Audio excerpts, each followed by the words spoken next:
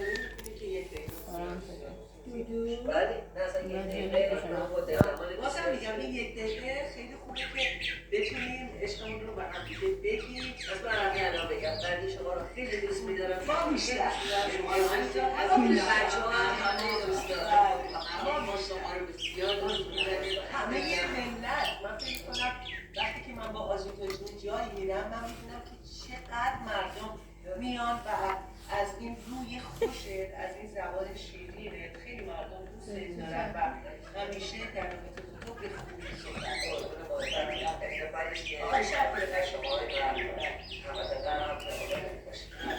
خب خوب اینو میگی؟ موهاشون بازه موهاشون بازه چجوری اعصابشون خورده؟